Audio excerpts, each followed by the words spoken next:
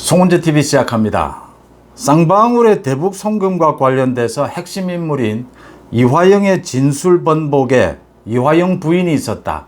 민주당의 이재명의 측근들이 이 이화영과 이화영 부인을 접촉했다, 만났든지 전화통화를 했든지 접촉을 해서 이런 증거인멸을 시도했고, 증거인멸이 결과로 증거인멸이 나왔습니다.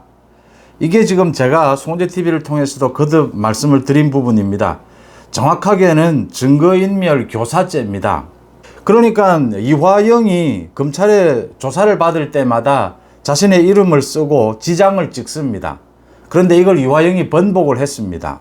그 사이에는 이화영의 부인이 이화영을 면회를 했다, 이화영의 부인이 이화영을 회유, 압박했다라는 것도 드러나 있습니다. 그런데 지금 이화영의 부인, 이화영의 이 측근을 만난 사람이 누구냐? 이게 지금 아직까지 정확하게 드러나지 않고 있고, 이 부분에 대해서 이재명 측과 검찰 측의 대응도 굉장히 미스터리한 부분이 많다라고 하는 것입니다. 어떤 부분이 미스터리하냐? 그러니까 이화영의 측근이 이우일이다라고 하는 것은 드러났습니다. 이게 TV조선을 통해서 처음 보도가 돼서 이제 많은 언론들이 보도하고 있는데, 이우일은 현재 민주당 경기 용인갑의 지역위원장 직무대행입니다. 이화영의 측근입니다. 이 이우일이 TV조선에 밝힌 부분입니다. 박찬대가 자기를 만나러 오겠다, 만나자라고 해서 만났고, 민주당이 돕겠다라고 했고, 이화영의 부인과 통화도 했다라는 게 확인이 됐습니다. TV조선의 보도입니다. 그런데 박찬대도 일정 부인을 하고 있습니다. 자신은 이화영을 면회한 적도 없고 이화영의 부인을 모른다라고 했습니다. 통화를 한 것은 아직 부인을 하지 않고 있습니다. 이 이우일을 만난 것도 부인을 하지 않고 있습니다. 그러니까 지금 보면 박찬대가 이 이화영의 측근인 이우일은 만났고, 이화영의 부인과 통화를 한 것은 사실로 받아들여지고 있습니다.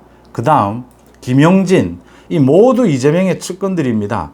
그런데 김영진도 자신이 아니다라고 부인을 하고 있습니다. 국민의힘에서는 장해찬이 나서서 계속 이 사람들에게 정확하게 누가 갔느냐, 이재명의 지시를 받았느냐, 가서 어떻게 협박하고 어떻게 회유했느냐 밝혀라라고 이야기를 하고 있는데, 자신들이 아니다라고 하면서 법적 대응하겠다라고 하면서 김영진, 박찬대 모두 법적인 대응은 하지 않고 있습니다.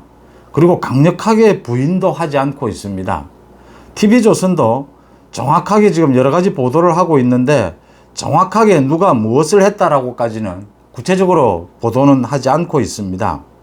이런 부분, 일이 이쯤 되면 이재명이 입장을 밝힐 만도 한데, 이재명은 엉뚱한 소리를 하고 있습니다. 지금 김성태를 공격하고 있습니다. 김성태를 검찰이 봐주기 수사하고 있는 것이 아니냐, 김성태가 국가보안법 위반한 게 아니냐, 지금 이렇게 공격하고 있습니다. 김성태가 국가보안법을 위반했다면 이재명도 국가보안법을 위반한, 이재명이 대북 송금의 몸통이다라는 게 드러나고 있어서 국가보안법을 위반한 이런 경우로 가게 되는데, 그럼에도 불구하고 이재명이 김성태를 공격하고 있습니다. 그 다음 이게 증거인멸 교사가 분명하게 드러난 부분입니다. 이화영이 감옥에서 진술을 바꿨습니다. 그 다음 재판정에서 부인과 난동을 부리기도 했습니다. 부부싸움을 한 것이죠. 이제 증거인멸 교사죄가 분명한데, 검찰은 여기에 대해서 수사를 하겠다, 수사를 하지 않겠다, 일절 말을 하지 않고 있습니다.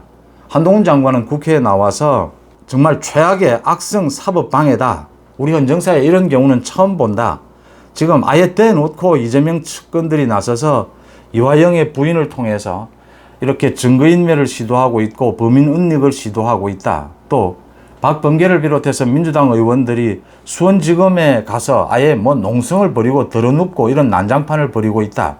이렇게 지적을 하면서도 검찰이 증거인멸 교사 혐의 이 부분에 대해서 수사를 하겠다, 입건하겠다, 이런 말은 하지 않고 있습니다. 이 부분에서 한 가지 짚어볼 것은요, 제가 오늘 오전에도 방송을 했습니다. 지금 이 공판 중심주의이기 때문에 재판을 모두 겨냥해서 이 수사를 하는 검찰도 또 변호사 측도 이재명 측도 모두 재판을 모두 예상을 해서 자신들에게 유리한 여러 가지 작전, 전략을 짜게 됩니다. 그건 어쩔 수가 없는 일입니다. 그래서 언론에 공개되는 부분도 굉장히 이 작전 전략에 따른 것이다. 또 뭐 언론사마다 큰 언론사 같은 경우에는 자신 언론사의 어떤 보도 전략이 있을 겁니다. 이런 복잡한 것을 모두 계산을 하고 좀 깊이 들여다볼 필요가 있습니다. 검찰도 전략대로 움직이고 있고 이재명도 전략을 짜고 있다라는 부분입니다.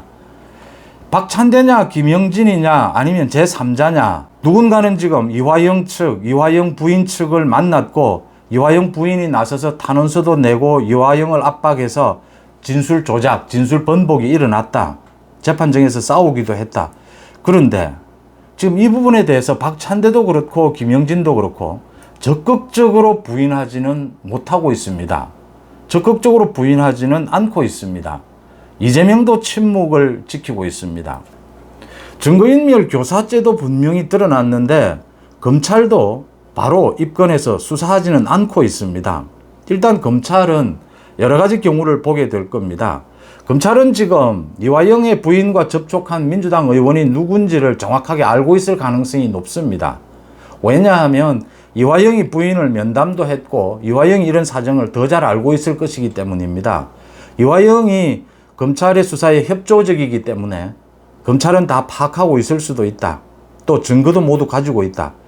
그래서 이걸 수사 착수를 하는 것보다 이재명의 구속영장을 쳤을 때 영장실질심사에서 이걸 그때 증거를 드러내서 그때 법정에서 다투는 것이 훨씬 유리하다라고 판단할 수도 있습니다.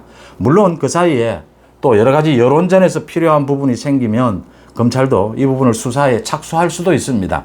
그런데 일단은 검찰이 빨리 수사에 착수하지 않고는 있다라고 하는 점입니다. 그 다음 이재명 측, 김영진, 박찬대, 또 다른 사람, 이런 사람들이 이 이화영의 부인 측을 만났다라고 하는 보도가 계속 나오고 있는데도 부인은 하면서도 적극적으로 뭐 법적 대응을 한다든지 강력하게 부인하지는 않고 있고 이재명도 여기에 대해서는 침묵을 지키고 있습니다. 이 부분은 두 가지입니다. 하나는 박찬대, 김영진 모두 이재명의 최측근들입니다. 그러니까 한 명이든 아니면 여러 명이든 이재명의 측근들이 전부 이 이화영 측 또는 이화영 부인 측을 접촉했을 것이다 라고 하는 점입니다. 그래서 지금 자신이 하지 않았다 하더라도 이 이재명의 측근들 누군가는 접촉을 했다. 한 명이든 두 명이든 세 명이든. 그래서 모두가 이 공유하고 있는 정보다라고 읽힙니다. 그래서 지금 이재명도 이 부분에 대해서는 거론을 하지 않고 있다.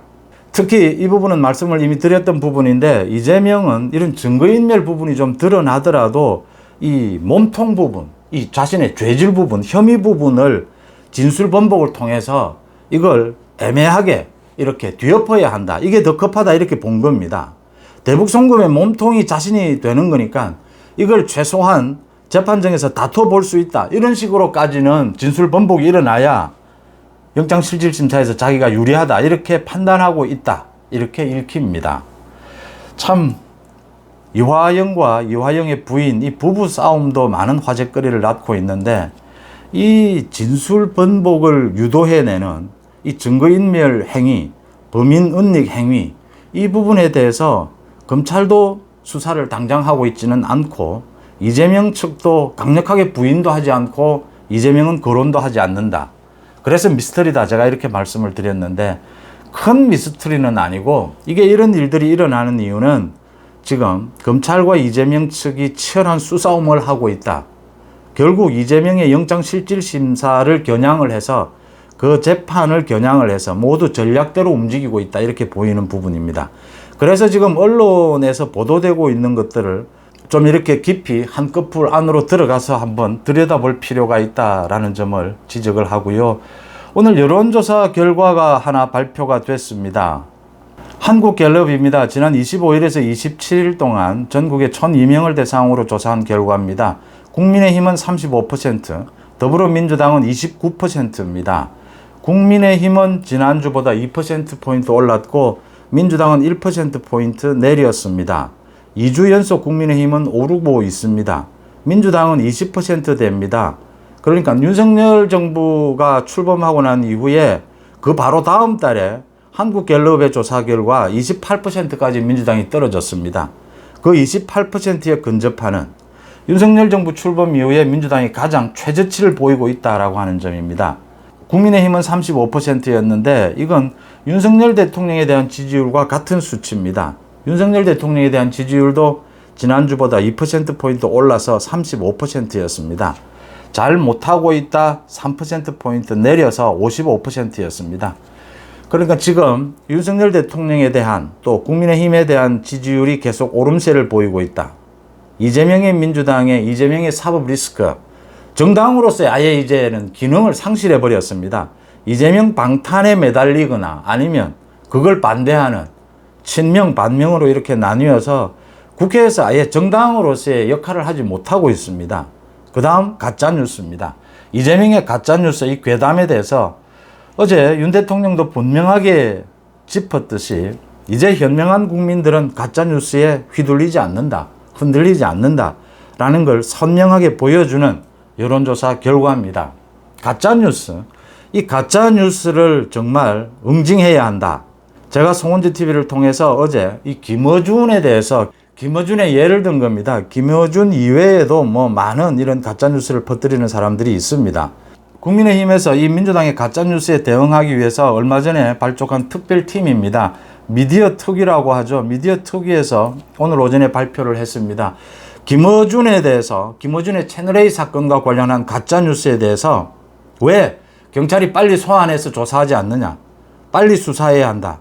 그 다음 재판부에서 1심 판결에서 500만 원의 손해배상을 하라라고 하는 것은 참 형평성이 어긋난다. 김어준은 유튜브 방송을 하면서 3일 만에 1억이 넘는 이런 수익을 올리기도 하는데 김어준에게 500만 원의 배상금, 이건 너무나 가벼운 처벌이다. 이런 부분을 지적을 했습니다. 그 다음 윤석열 대통령이 방통위원장으로 이동관을 지명을 했습니다. 이동관이 오늘 대통령실에서 기자회견을 통해서 KBS, MBC를 비롯한 이 공영방송을 이제는 제자리에 돌려놓아야 된다라는 것과 함께 가짜뉴스와의 전쟁을 이야기를 했습니다. 뭐 가짜뉴스는 지금 인터넷 발전에 따라서 전 세계적으로 이 가짜뉴스가 문제입니다. 특히 우리나라에서는 이재명의 민주당 때문에 더 심각해진 것이 있습니다. 이 가짜뉴스와의 전쟁을 이야기를 했습니다. 그러니까 정부에서도 또 방통위에서도 국민의힘에서도 이제는 이렇게 가짜뉴스에 대해서 적극적으로 대응하고 나서고 KBS, MBC 공영방송을 바로 세우는, 공정한 방송으로 바로 세우는 이런 작업들이 이어지게 되면 윤석열 정부나 여권의 지지율도 오르게 되는 이런 변화가 있을 것이다. 이렇게 예측이 되는 대목입니다. 송원주TV 마칩니다. 고맙습니다.